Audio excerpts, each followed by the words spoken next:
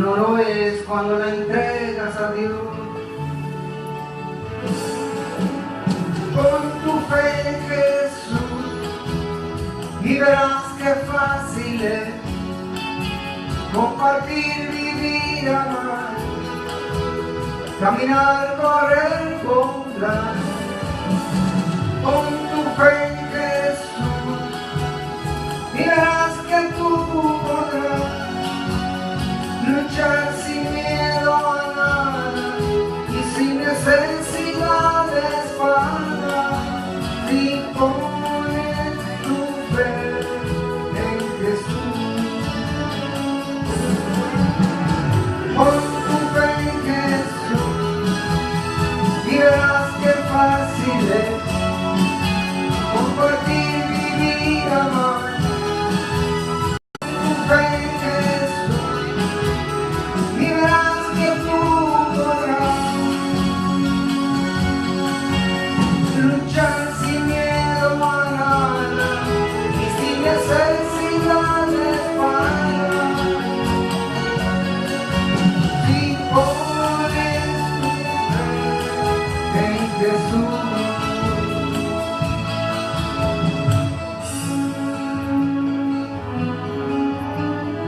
Pon tu fe en Jesús, mi hermano.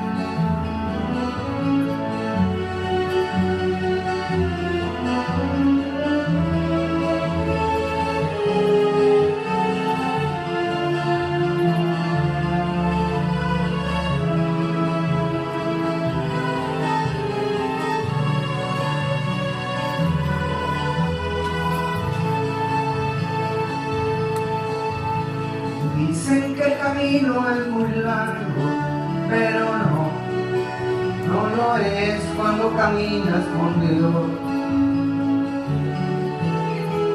Dicen que la lucha es en vano, pero no la es si luchas junto con Dios. Pon tu fe en Jesús y verás qué fácil es compartir, vivir, amar, caminar, correr, volar. Pon tu fe en Jesús y verás que tú podrás luchar sin miedo a nada, sin necesidad de espada. Si pones tu fe en Jesús. Pon tu fe en Jesús y verás qué fácil es compartir, vivir, amar, caminar, correr, volar. Pon tu fe en Jesús y verás que tú podrás tirar tu miedo a nada, sin necesidad de espada. Si pones tu fe en Jesús, si pones tu fe en Jesús.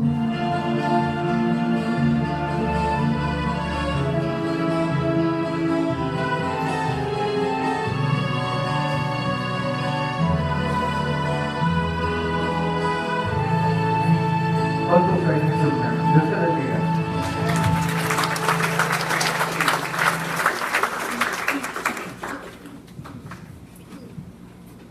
Ahora tenemos otro mensaje cantado por el grupo de adolescentes.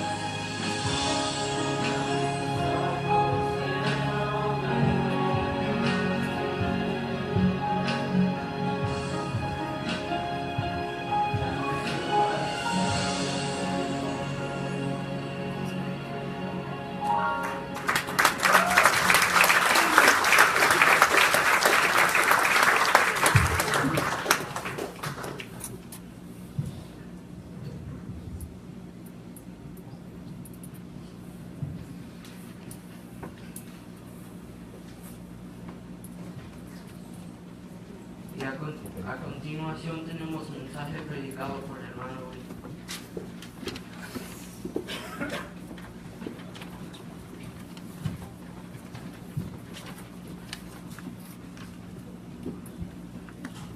Pues bien, hermano, esta semana celebramos la semana de los adolescentes y como pueden ver en ellos, yo no sé ustedes, pero yo veo en ellos como un mundo de adulto. Simplemente los adultos anticipados en ellos. Y tenemos que amar y cuidar a nuestros adolescentes, ayudarles, hermanos, para que puedan llegar a ser los hombres y las mujeres que Dios quiere que ellos lleguen a ser. De aquí a 10 años son adultos y padres de familia. la mayoría de ellos. Y la pregunta es, ¿qué estamos haciendo para promover que ellos se mantengan en las filas de Cristo y así combatir al demonio, mundo y carne, de un mundo perdido que se ha desviado de la sana y la santa palabra del Señor? Yo no sé por qué nos sorprendemos de las maldades que hay en el mundo. Si entre menos palabra de Dios, más maldad habrá. Menos palabra de Dios, más divorcios, separaciones, más drogas, más una cantidad de cosas, hermanos. Por esa razón la iglesia tiene una tarea fundamental: adoctrinar, formar, educar a sus jóvenes en la palabra de Dios.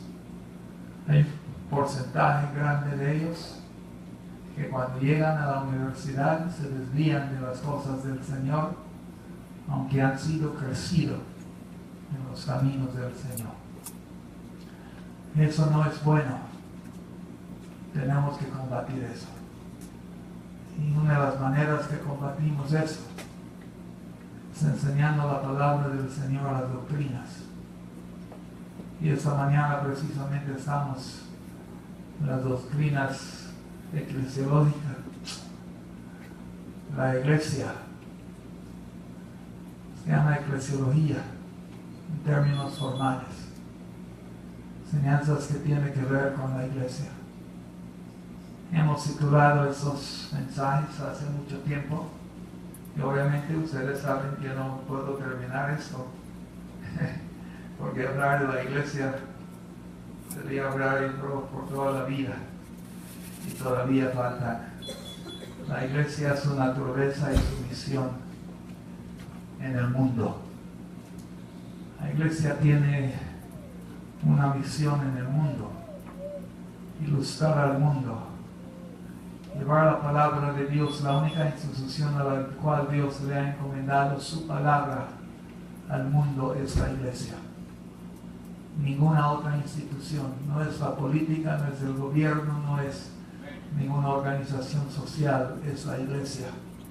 Y muchos de nosotros no nos hemos caído en cuenta de eso todavía, que nosotros somos los únicos vehículos que Dios nos ha encomendado para llevar su palabra a un mundo perdido. La iglesia no puede caducar en este mundo. Si realmente la iglesia ama al mundo y las almas perdidas, no puede caducar. Mis hermanos, ese es el plan de Dios, la idea de Dios. Es la agenda y el programa de Dios para una humanidad perdida. La verdad, si usted lo piensa bien, tú y yo hemos llegado a conocer la palabra de Dios por medio de la iglesia, de alguna forma y de alguna manera. Esta mañana entonces regresamos a la palabra del Señor y voy a mencionar, aunque voy a tratar uno nada más, lo que se llama las ordenanzas de la iglesia. La vez pasada hemos tratado otros asuntos de la iglesia, o las veces pasadas, digámoslo así, y esta mañana pasamos a una de las ordenanzas de la iglesia. Decíamos la semana pasada que la palabra de Dios habla de lo que se llama el sacerdocio de los creyentes, en la cual cada creyente es un sacerdote o sacerdotisa en los asuntos del Señor. Así como el sacerdote ofrecía sacrificios, nosotros hemos sido llamados a ofrecer sacrificios espirituales al Señor. Sacrificios que tienen que ver con la oración de un corazón contrito y humillado. Las almas ganadas al Señor es un sacrificio espiritual. Las buenas obras y la compartición de las cosas materiales son sacrificios espirituales. Pero esta mañana pasamos a una de las ordenanzas de la iglesia que Dios ha dejado para la formación, la educación, la disciplina de su iglesia. Y se llama ordenanzas por la cuestión de que no solamente es una orden, sino un mandato también del Señor que indica que no es opcional. Dios no consulta nuestra voluntad para algunas cosas, ordena nuestra voluntad para algunas cosas, hermanos. Porque sabe tú, que tú y yo sabemos de negociar con Dios los asuntos del reino de Dios. Obviamente no sabemos. El reino es de Dios y no se negocia los asuntos del reino de Dios. Él pone los planes, las ideas y la agenda de los que son iglesia. Tendrán obediencia al llamamiento del Señor, a cumplir la voluntad del Señor. Hágase tu voluntad en la tierra, así como lo es en el cielo. Después de la revolución celestial del demonio, decimos no habrá más revoluciones en el cielo de Dios. Dios congeló a los ángeles en un grupo compacto para hacer su voluntad, que constantemente rinde homenaje al Señor. Y no habrá más brote de revolución y de discrepancia en el cielo del Señor. La voluntad de Dios celestial no es negociable para la iglesia celestial, para la población celestial. Ellos con amor y con mucho gusto y con realización de su ser rinden homenaje, y hacer la voluntad del Señor es su taza de café, es su gusto, es realmente lo que los hace ser ángeles y redimidos en el cielo del Señor. El placer del creyente es hacer la voluntad del Señor. Ahí se realiza, se disfruta, realmente se da con lo que realmente somos, su propia naturaleza. La voluntad de Dios es mejor que nuestra voluntad, porque es la voluntad de Dios. Es mejor para ti, también es mejor para mí. Entonces, en el Nuevo Testamento encontramos dos ordenanzas, hermanos, básicamente, en la cual creemos que está plasmado en las enseñanzas nuevotestamentarias, que la iglesia de Anderson deben escuchar bien.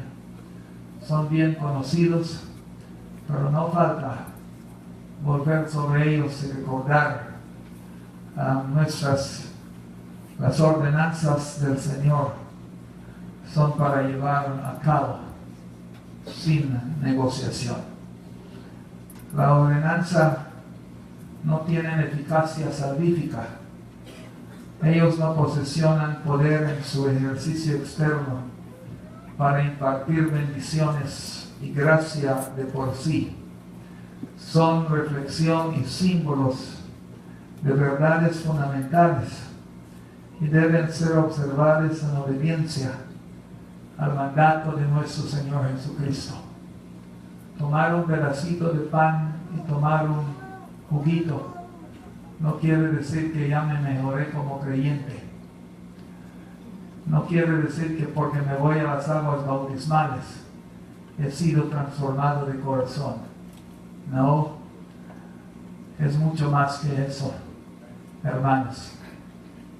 No puede haber transformación externa si no hay transformación interna, la cual es expresada y manifestada y simbolizada por el acto externo, el rito del bautismo y la cena del Señor. Y esta mañana quiero hablar un poco de lo que es el bautismo como una de las ordenanzas que Dios nos ha dejado. Esta ordenanza tiene mucho que ver con verdades mucho más profundos en la palabra del Señor. Iglesias y denominaciones se han dividido por la forma y la manera del bautismo. Nadie negocia el hecho de que debemos ser bautizados, pero la manera y la forma son los que se han discutido. A través del tiempo y de la historia, algunos adoptan una postura más existencial Hay personas que dicen que están enfermos, que no pueden entrar en el agua, están entumecidos, y hay que llevarles al agua o llevar el agua hacia ellos. En una ocasión tuvimos que ir a una casa a bautizar a una persona en la tina de su casa. Ese hombre no pudo venir a la iglesia, pero la iglesia fue, donde algunos de los hermanos aquí estuvieron conmigo, la hermana Mila, creo que en una familia del Mamacón, y otros diáconos de la iglesia. Fuimos a la casa de ellos y le bautizamos en la tina de su casa, con bautismo de inmersión. Hay otros casos en los cuales habían ocasiones en las cuales el enfermo no podía ser sumergido en el agua por falta de buen consejo médico, por lo que sea, y tenía que ser rociado con agua. Hubo veces en las cuales rociaban el agua alrededor de su cama para simbolizar su bautismo. Hubo otras veces en las cuales fueron asperciados con agua para también reflejar su bautismo. Y sin embargo, la única manera legítima, si esas maneras son circunstanciales, la postura bíblica es que el bautismo es por inmersión. La inmersión indica sumergir en el agua, cubrir totalmente. Viene de las prácticas antiguas de cuando la gente tenía los paños, la tela. Aquí recordamos a Lidia con diferentes colores. Tenían una tina de tinta y sumergía el paño o el pedazo de tela en la tinta hasta que cada fibra quedaba permeada por la tinta. Esa palabra que se usaba ahí en el griego es la palabra inmersión, bautizar, bautizo, meter hacia abajo. Eso no tiene discusión en el Nuevo Testamento. Pero prontamente las desviaciones circunstanciales del bautismo comenzó a quedar como norma y leyes, y hasta el día de hoy algunos bautizan por aspersión. Conozco iglesias que bautizan por lo que la persona dice, quiere aspersión o quiere inmersión, y son bautizados de esa manera. Hay otros que tienen la práctica de bautizar a los niños por aspersión, nada más en la cual le echan un poquito de agua sobre el niño para bautizar al niño. Y sin embargo, la palabra bíblica y nuevo testamentario es inmersión, sumergir. En el Nuevo Testamento, el origen del bautismo fue primeramente usado por Juan el Bautista. En Juan capítulo número 1, Evangelio según San Juan, y el versículo número 6, vino un hombre enviado de Dios, y su nombre era Juan. Note ahí que el origen del bautismo es comisionado por Dios mismo. Vino un hombre enviado de Dios. ¿Para qué? Pues para bautizar. Juan cumplió una misión, una tarea, un enviado que Dios le había enviado para ir y bautizar. Y eso fue lo que él hizo y bautizó. Y si observa también, hermanos, él fue enviado no solamente a predicar el arrepentimiento, sino también a bautizar a aquellos que mostraban evidencias de arrepentimiento. No conocemos en la Biblia y en el Nuevo Testamento sobre todo bautismo que no está caracterizado y va basado primeramente en el arrepentimiento.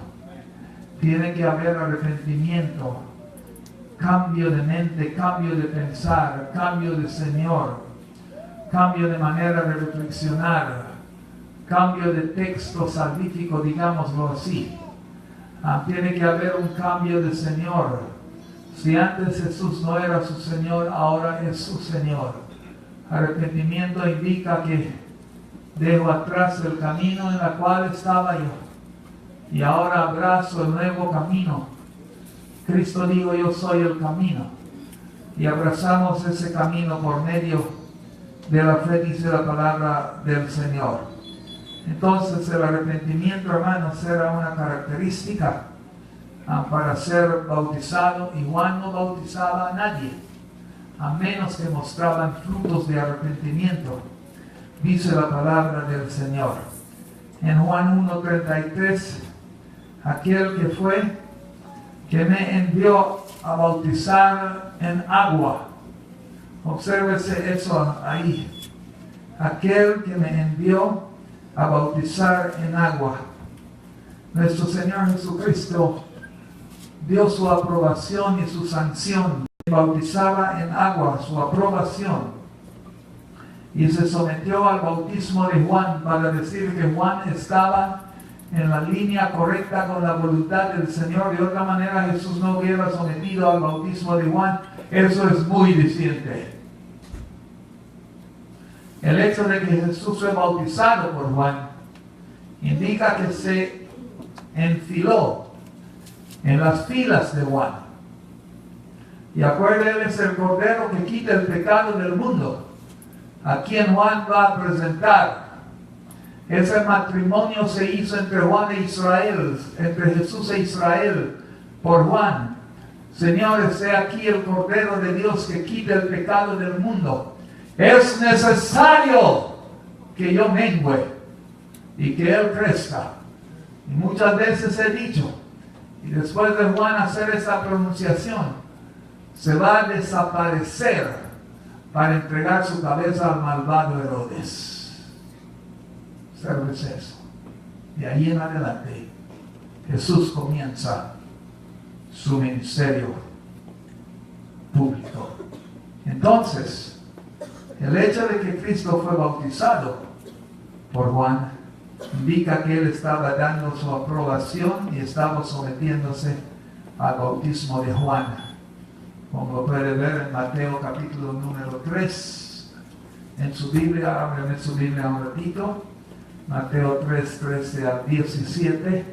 Entonces vino Jesús de Galilea a Juan al Jordán para ser bautizado. Mateo 3, 13, perdón. Mas Juan se oponía diciendo, yo necesito ser bautizado por ti, y tú vienes a mí. Si tú eres el Cristo, yo no soy. Tú eres el que me debe bautizar a mí. Pero Jesús le dijo, deje ahora que sea así, Juan, porque así conviene que cumplamos la justicia, o toda justicia. Entonces, note la bonita palabra, entonces le dejó. Eso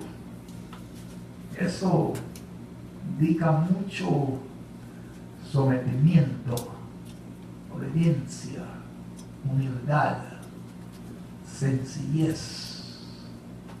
No siguió oponiendo al mandato del Señor. Deja que sea así ahora, Juan. Yo estoy marcando algo histórico aquí, que tú tal vez no entiendes todavía. Pero esto es grande, y esto va para grande. Entonces, dice la palabra de Dios, le dejó. Y Jesús, después que fue bautizado, subió luego del agua. Y aunque no lo crea, esa frase, una frase de mucha discusión, aunque no lo creas. ¿Qué quiere decir?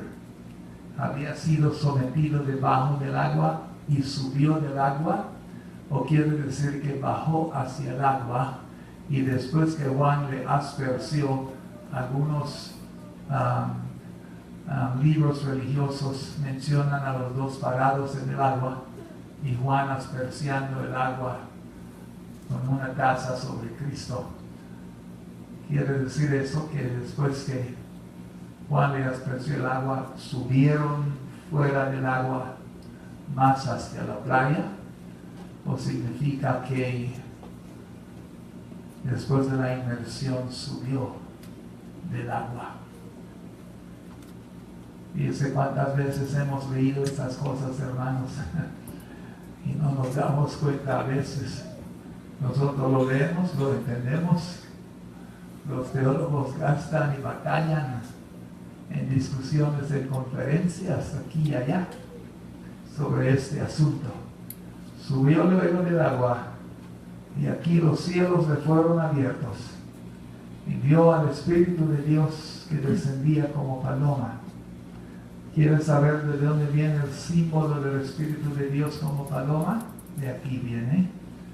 Y vio al Espíritu de Dios que subía como paloma y venía sobre él.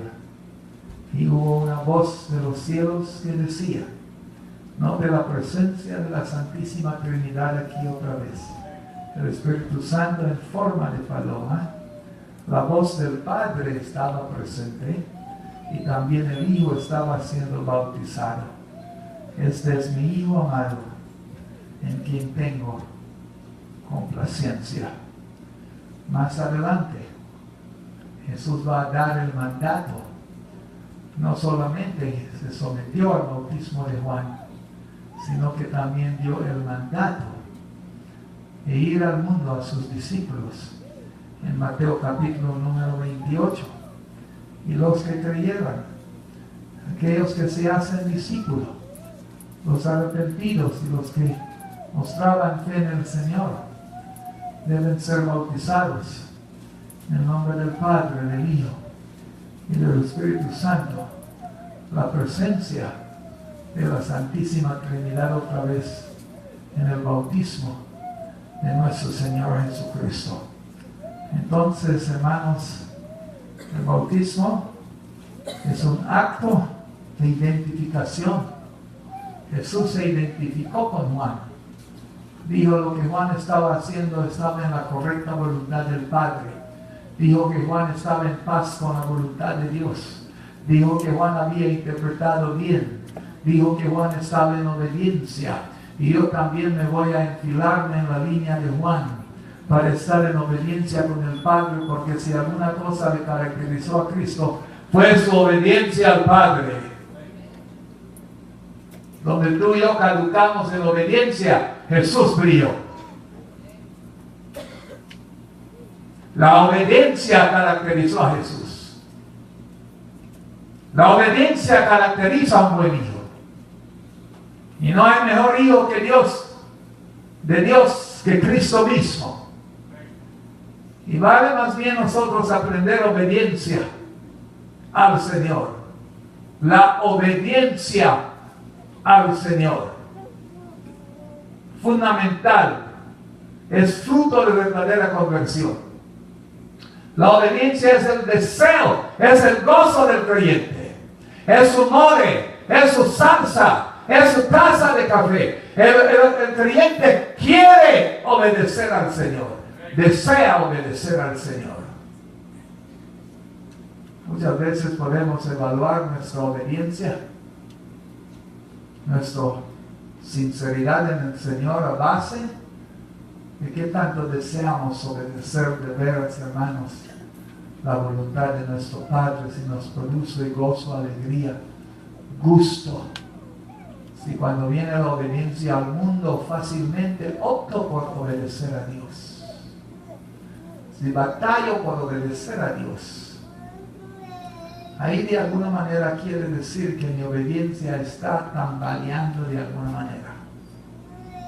El creyente sí tiene muchas batallas, pero una de las cosas que debe estar claro es mejor obedecer a Dios que ¿qué?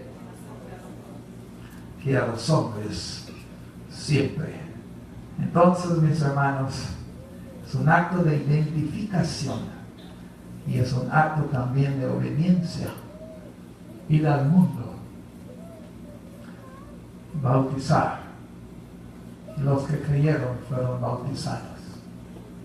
Y quiero decir a los adolescentes que están aquí hoy, si estás aquí y no has sido bautizado todavía, es probablemente porque no has recibido a Cristo aún todavía, porque no ha sido transformado por el poder de Dios.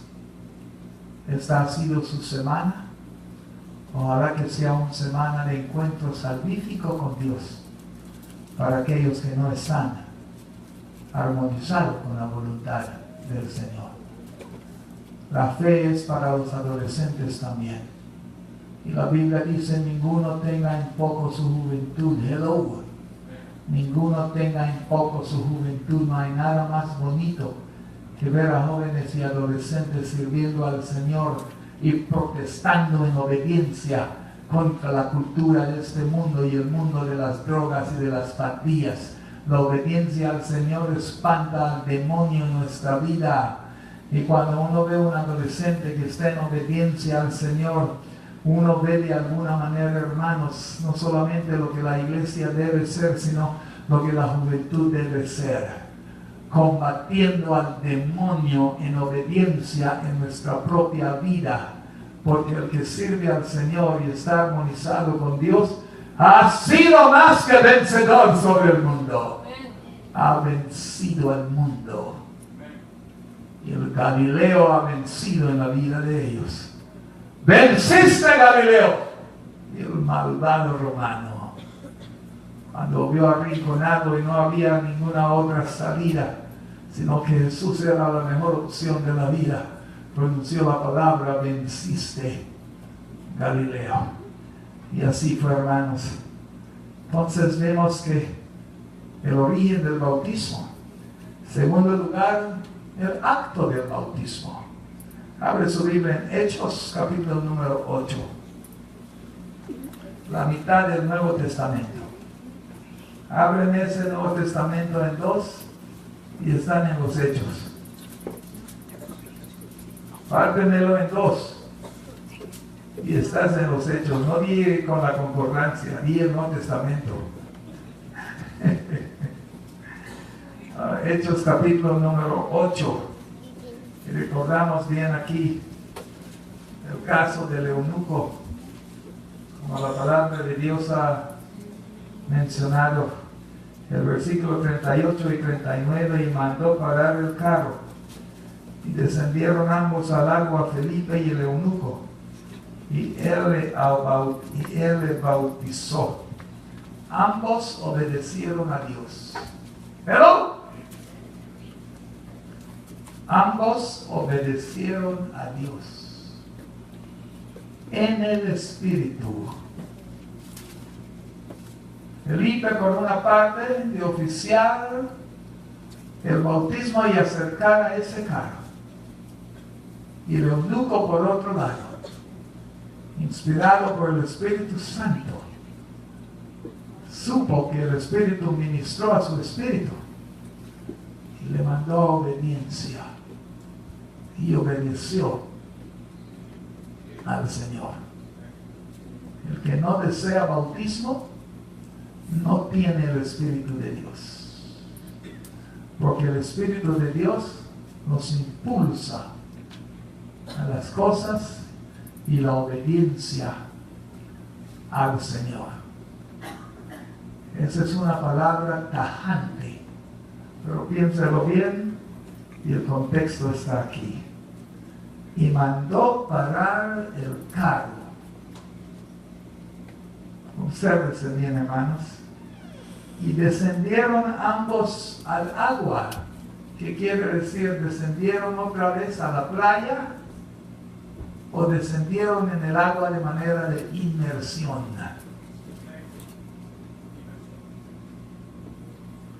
Y dice la palabra de Dios, y le bautizó. Cuando subieron otra vez del agua, hola, ¿subieron de la playa o subieron del agua misma de inmersión? Entonces, cuando subieron del agua, el Espíritu del Señor arrebató a Felipe, y el eunuco no le vio más, y siguió gozoso su camino. El acto el bautismo. Creemos por la palabra del Señor, o leemos en la palabra de Dios. Es inmersión debajo del agua. Y cuando subieron del agua,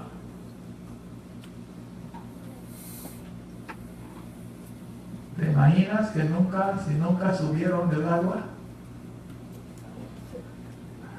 Se ahogaron los dos y a lo mejor Felipe no sabía nadar. Una señora estaba bautizando a un señor y el pastor que estaba bautizando le dijo: ¿ya viste a Dios al bautizado? Dijo: no. Y le sacullieron otra vez. ¿Ya viste a Dios? No. Y le sacullaron otra vez. Y una señora del público que estaba ahí gritó: diga que ya lo vio, porque si no te van a ahogar. Así que así está aquí ahora, hermano. Y Pablo describe el bautismo como muerte y resurrección de Cristo, lo cual capta el sentido de la inmersión otra vez. Nadie es sepultado, ¿verdad?, si no ha sido metido en la tierra. La tierra y el agua marchan juntos en materia de inmersión. Se inmerge al muerto en la tierra, se inmerge al creyente en las aguas bautismales. Y la palabra de Dios del apóstol Pablo en Romanos 6, versículo número 4 y 5. Versículo número 4 y 5 marca ese aspecto, mis hermanos, de lo que es la inmersión. El bautismo, descrito como sepultura y resurrección de nuestro Señor Jesucristo, porque fuimos plantados juntamente con Él en la semejanza de su muerte. ¿Pueden ver eso? Uno mata una semilla en la tierra si es que va a resucitar el fruto nuevo del otro. Lo tiene que sembrar, si no, los pájaros lo llevan, los pies lo pisan y no pasó nada. Entonces, dice la palabra del Señor. Mire el versículo número 4 de Romanos 6, hermanos.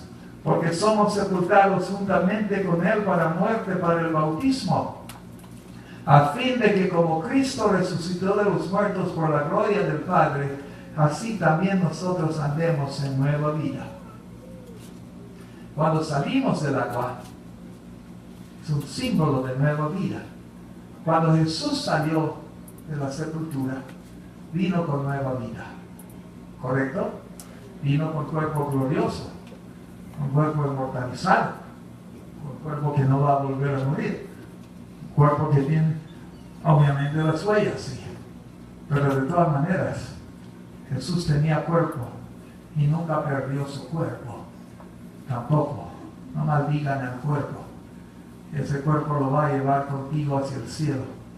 Cuerpo transformado, cuerpo diferente, cuerpo cambiado, pero en el cielo la iglesia tendrá cuerpo. Versículo número 5.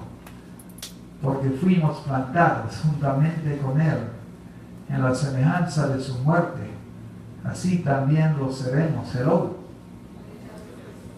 en la resurrección, o más bien dice la palabra, sí, en la de su resurrección, en la resurrección de nuestro Señor Jesucristo. Entonces el acto del bautismo obviamente es por inmersión, pero no solamente el acto del bautismo y no solamente el origen del bautismo. ¿Quiénes son los sujetos del bautismo? ¿A quiénes se bautizan? Bueno, solamente a creyentes y a nadie más. La necesidad de la fe es un prerequisito del verdadero bautismo, como ha sido mostrado en los hombres de Éfeso, en el libro de los Hechos. Otra vez, hermanos, el capítulo número 19. Hechos 19, los primeros 5 versículos. Estos hombres habían sido sometidos al bautismo de Juan sin una fe salvífica en el Señor. Y acuérdense que Juan tenía muchos discípulos. Y dice la palabra, y digo, fueron sometidos al bautismo de Juan sin la fe salvífica en Cristo Jesús como Señor de su vida.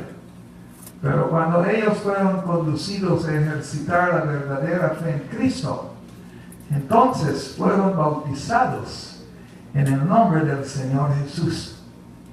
En el Nuevo Testamento, el bautismo y solamente el bautismo se aplica a creyentes y a ninguna otra persona.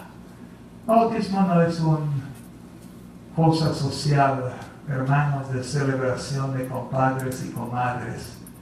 No es un tremendo festín, fiesta y de bailongos aquí y allá al tiempo de celebrar y poner botas y sombreros.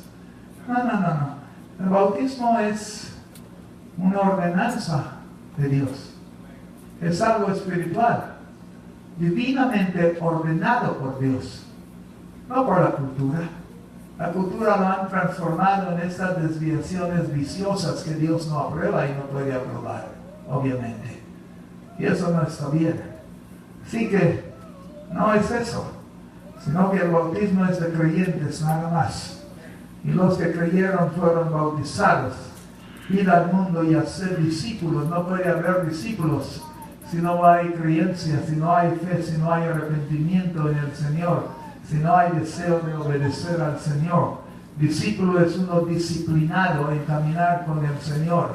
Discípulo ha pasado el rango de oyente. Él no es un oyente, él es uno que sigue, que camina en las huellas del hombre de Galilea.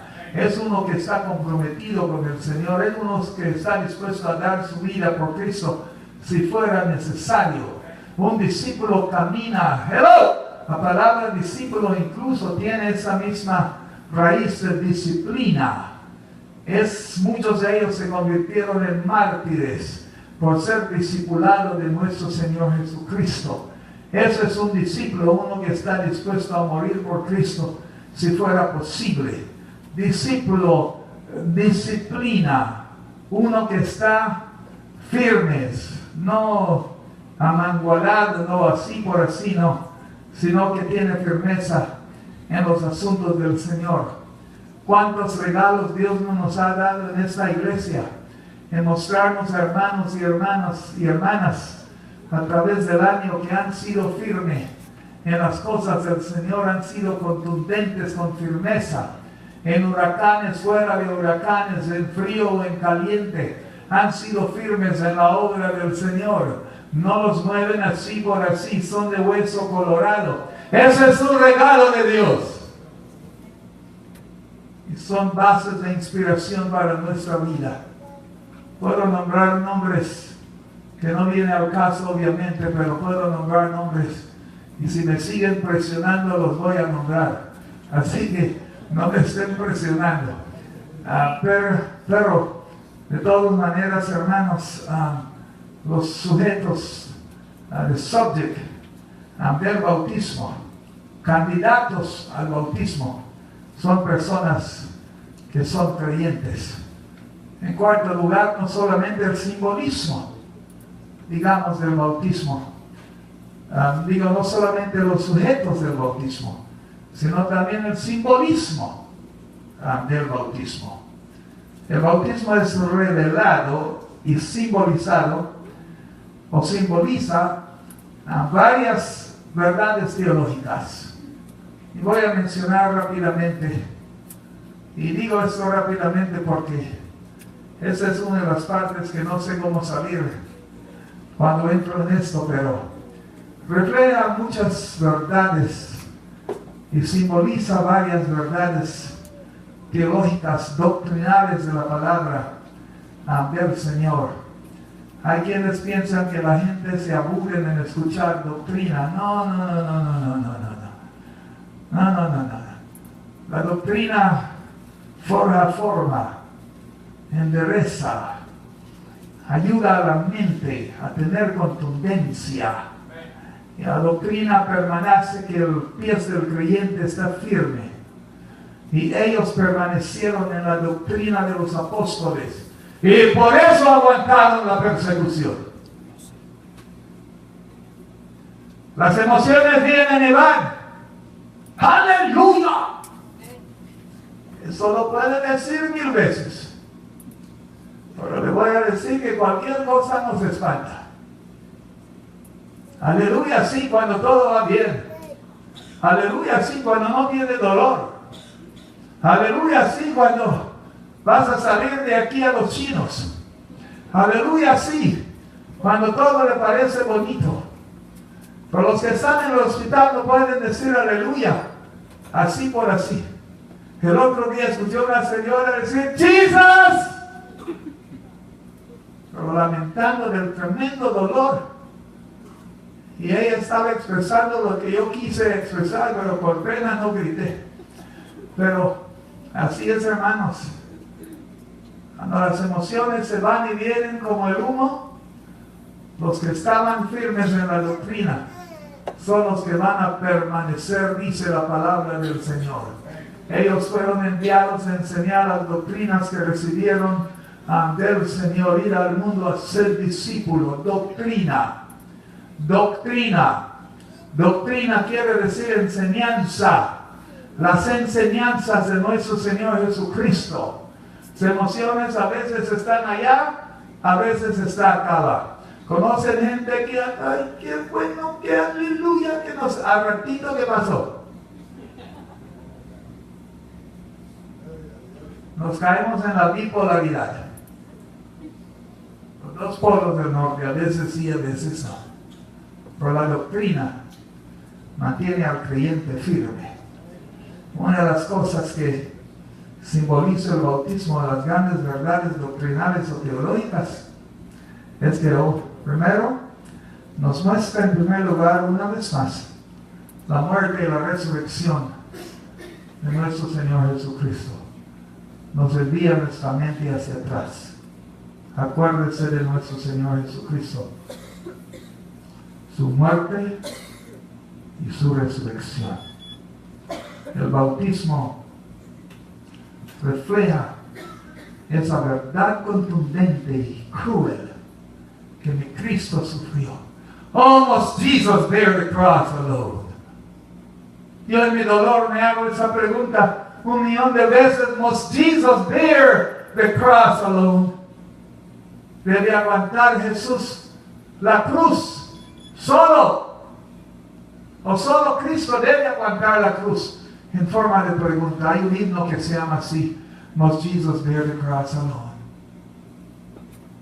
¿Quién me va a ayudar? ¿Quién me puede ayudar? A lo mejor podemos cargar una cruz, pero la cruz no habla solamente de la madera. La cruz habla de muerte. Olviden eso. Era símbolo de muerte cruz. Hoy en día celebramos la cruz sobre nuestras iglesias. En un principio no fue así.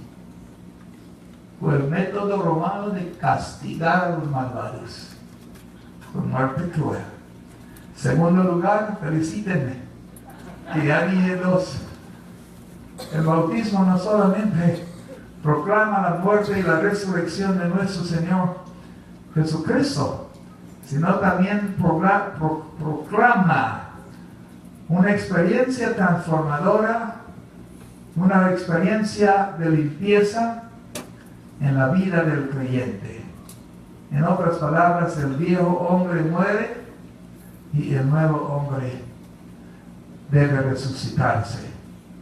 El bautismo proclama ese poder transformador de Dios en nuestra vida, mis hermanos. Porque cuando una persona es bautizado en agua, el agua es símbolo de limpieza. ¿Para qué se baña uno?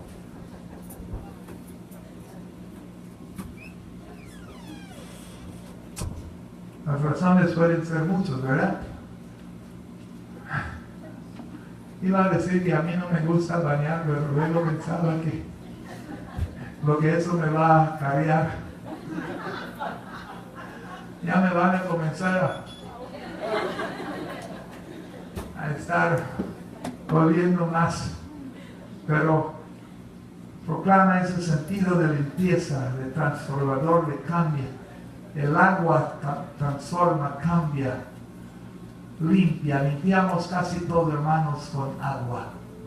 Nuestro cuerpo se limpia con agua, la casa, el carro, nómbralo, se limpia con agua. El agua es un gran regalo de Dios, una de las grandes creaciones de Dios. Tú y yo no lo tomamos así porque abre la llave, ahí está el agua. Dígale eso a los del África. Realmente es una cosa escasa, codicioso, tener agua, que no tienen agua, muchos de ellos. Entonces proclama ese poder transformador, limpiador de la experiencia de la vida del creyente. En tercer lugar, el bautismo proclama la bendición de la esperanza de una resurrección gloriosa de nuestro cuerpo y del retorno, el retorno del Señor. Cuando soy bautizado en las aguas, hermanos, y me soy levantado de las aguas, me acuerdo de que habrá una resurrección gloriosa que ha de venir, en la cual los hijos de Dios, todos juntos, y los muertos en Cristo, ¿qué pasó? Resucitarán primero. Sí, Señor. El bautismo, cada vez que bautizo a alguien, pienso en esa proyección hacia el futuro, no solamente hacia la muerte del Calvario del pasado, sino también hacia el futuro. Y los muertos en Cristo resucitarán primero. Es una proyección también, una proclamación, no solamente de limpieza, sino también de una bendita esperanza, de una gloriosa resurrección, la bendita mañana de la resurrección gloriosa de aquellos que han amado al Señor. Sí, Señor, habrá una resurrección corporal masiva y los muertos en Cristo se van a levantar para encontrar con el Señor y así estaremos con el Señor por siempre y para siempre. Y la iglesia ha ido a su muerte confiando de que algún día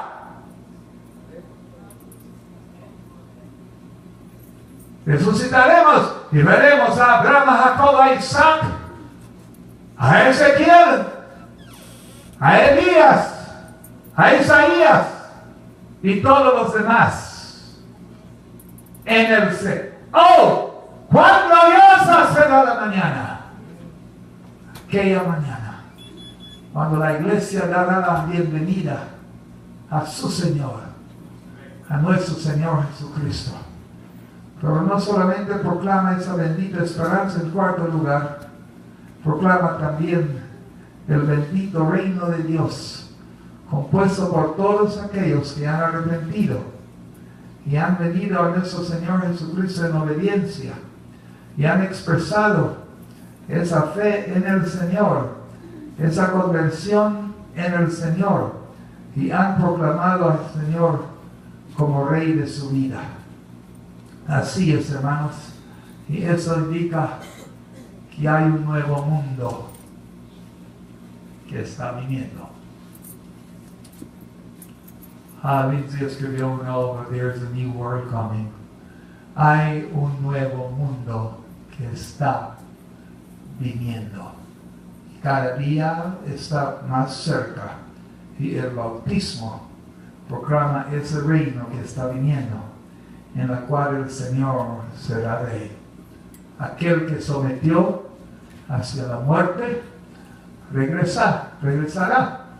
No en debilidad, no en mortalidad, sino que regresará, mis hermanos, en eternidad, con cuerpo inmortal, por siempre y para siempre.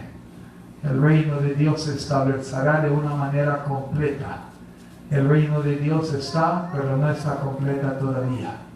La iglesia ya está posicionalmente sentado en lugares celestiales, pero no está en el cielo todavía como debe estar.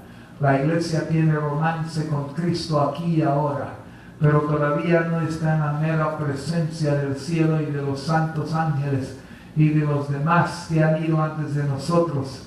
Y no tenemos ojos para ver a Jesús aún todavía, pero en el nuevo reino de Dios eso se va a dar. Y veremos al Señor, dice la Biblia, tal cual como Él es. Pónganse de pies.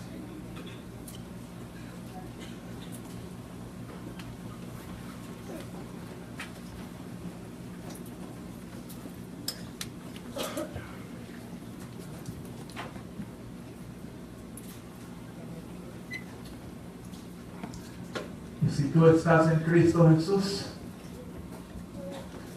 estás en ese camino. Su esperanza debe crecer, debe avanzar. Estamos caminando hacia el nuevo mundo que ha de venir hacia el reino de Dios mismo. Así que no me detengan, hermanos. Don't stop me now. I'm on my way on the Jericho road to the new kingdom that is coming. El nuevo reino que está viniendo. No tratan de detenerme y de pararme ahora. He comenzado a ser un nuevo ser. El ser que siempre hemos querido ser. Una nueva criatura en el Señor.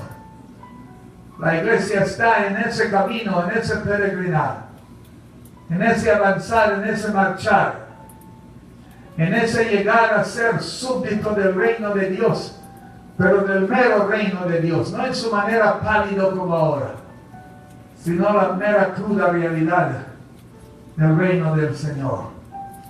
Así que animemos los unos a los otros en amor fraternal a seguir la marcha, el caminar, el peregrinar.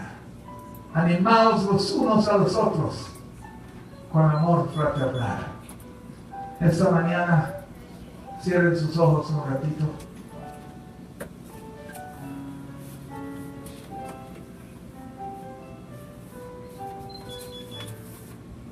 Nunca has recibido a Cristo.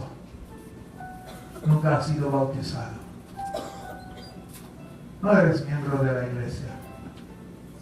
Aunque siente que Dios te ha indicado que debe venir como miembro de la iglesia. Los adolescentes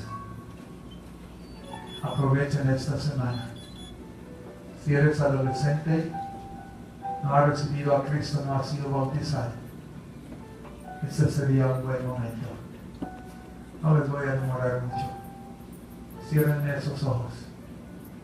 Y si esta mañana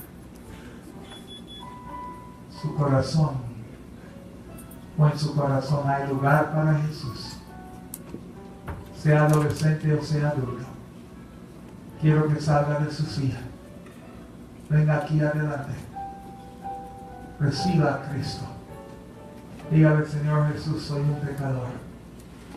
He faltado al Señor. Pero abro mi corazón y te recibo esta mañana. Ayúdeme, Jesús. Quiero ser de ti. Dale un aplauso que ya están viniendo.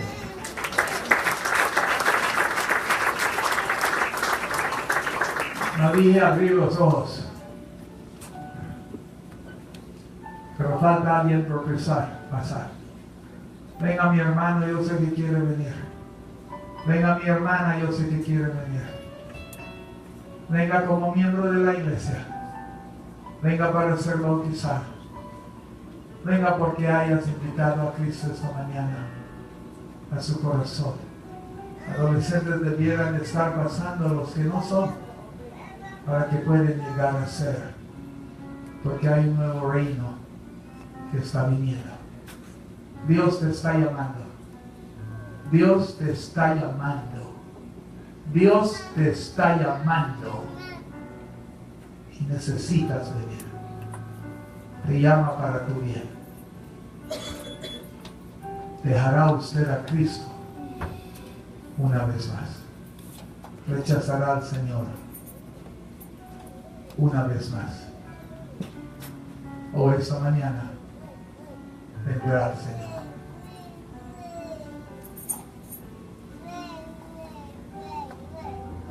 Falta alguien por pasar. Falta alguien por pasar. Falta alguien por pasar. Dios está llamando a adolescentes y adultos. Denle un aplauso que están viniendo.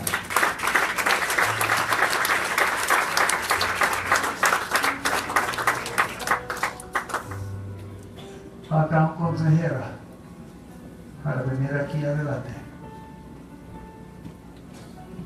Falta alguien por pasar. Aquí hay un jovencito que Dios le está llamando para ser bautizado y para recibir a Cristo. Es su tiempo. Tal vez este tiempo no tendrá más. Rechazará usted a Cristo una vez más.